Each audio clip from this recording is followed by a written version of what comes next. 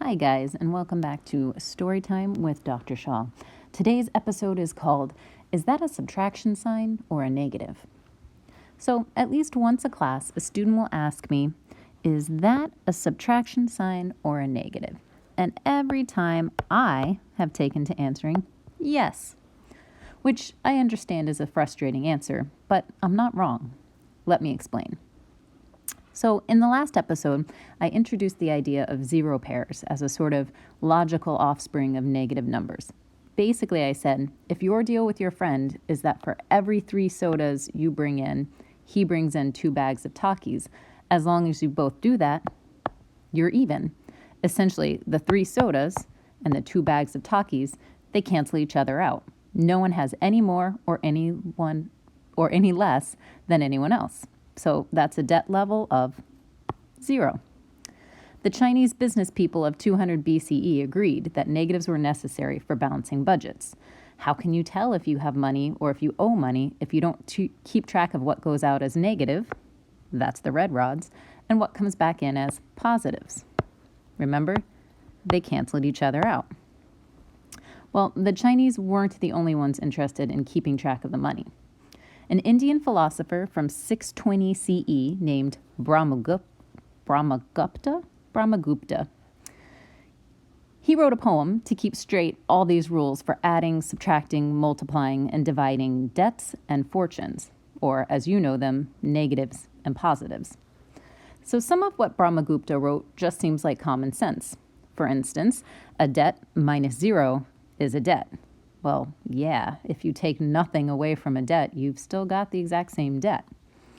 Similarly, a fortune subtracted from 0 is definitely a debt. If you take away a fortune from nothing, now all you've got is debt in the exact same size of what used to be a fortune. But some of the lines don't make as much sense intuitively. Why would the product or quotient of 2 debts make one fortune? If you're multiplying debts, i.e. the product of 2 debts, how do you end up with a fortune? Aren't you just making your debts even bigger? And if you're dividing debts, that's the quotient part, don't you now just have a bunch of little debts? But Brahmagupta got it right too, so let's explore why. So if negatives and positives cancel each other out, I can write as many 0 pairs as I like, and I still have an amount of nothing, 0. So these 5 0 pairs, that's still just 0. And if I add 2 more, still just 0. I could add a million more, and I would still have absolutely nothing. I would have 0. So any half of a 0 pair represents either a negative number or a positive number. That would be the negative, that would be the positive. So a single plus is like saying positive 1, and 7 minuses, well, that's just like saying negative 7. So let's start by adding with some negative numbers. If I want to add 5 plus negative 2, that means I have these 5 pluses, and I'm adding in these 2 negatives.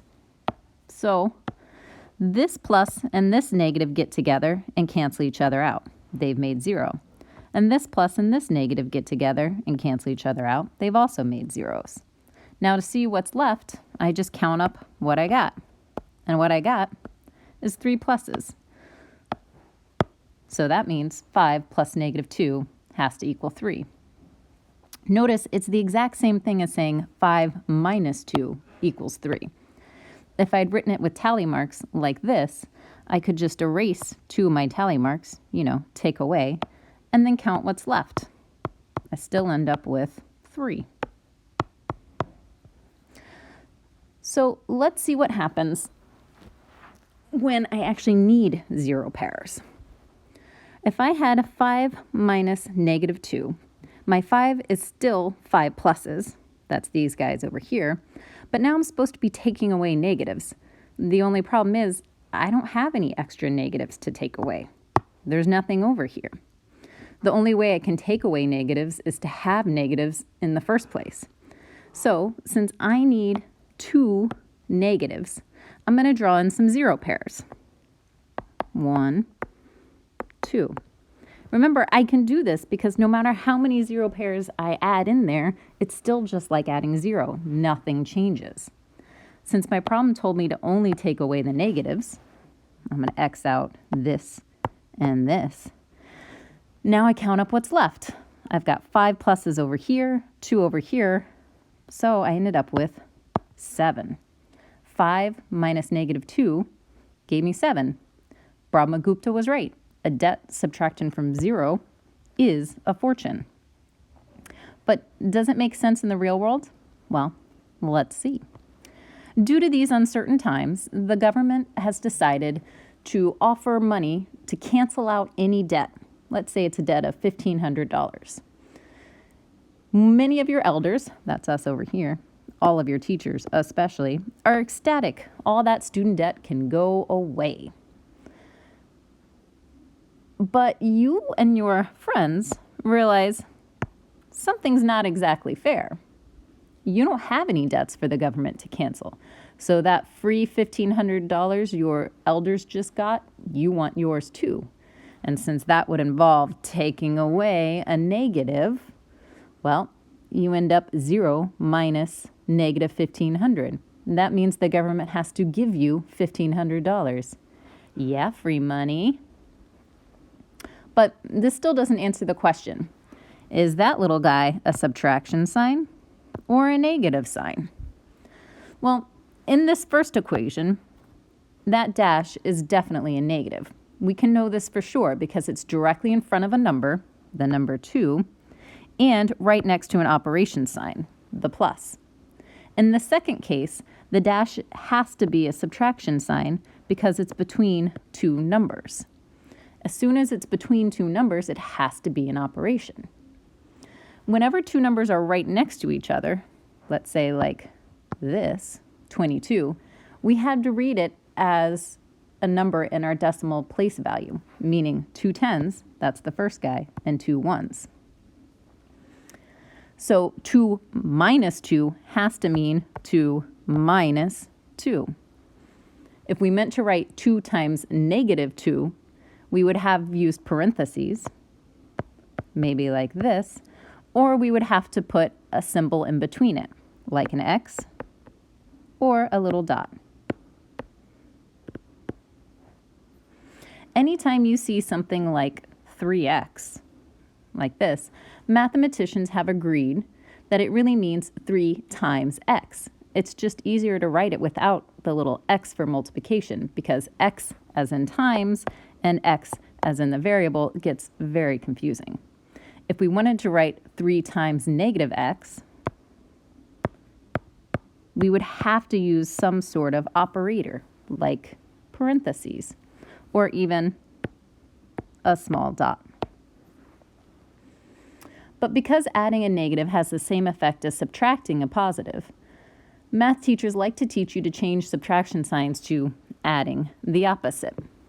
This means you make the subtraction sign a plus sign, but in order to keep the same relationship as before, you change the sign of whatever number follows the subtraction sign. So 5 minus 2 becomes 5 plus negative 2. And 5 minus negative 2 becomes 5 plus positive 2. But again, mathematicians are kind of lazy, so we would most likely just write it as 5 plus 2. The reason your math teacher likes to teach you this is so that you remember that whatever is being subtracted must still be taken away, even if you move it around, for instance, to combine like terms or simplify. So 5 minus 2x plus 4 minus 3x becomes 5 plus negative 2x plus 4 plus negative 3x. So when you go to rewrite it and combine these like terms and to combine these like terms, you realize that you are in debt with your x's. They end up being this, but in fortune with your integers. Similarly, if you're going to multiply a whole bunch of terms by a negative number, like in this example, you have to make sure your number relationships don't change. So negative 2 times 2x minus 4 means negative 2 times 2x and negative 2 times taking away 4. That is negative 4. If you don't change this subtraction sign to adding the opposite, you're likely to make a mistake right there. Because when you multiply negative 2 by negative 4, as Brahmagupta would say, the product of two debts is a fortune. Why? Well, find out next time. In the meantime, check out Kakuma. This deceptively easy to learn but hard to master game will get you thinking about sums and differences of all those fortunes and debts. Just hit Google and see what comes up. I'll also put a link beneath this so that you could click on that. If you have any comments, questions, or concerns, please feel free to email me at drshawmba@gmail.com. Till next time, stay healthy and stay mathy.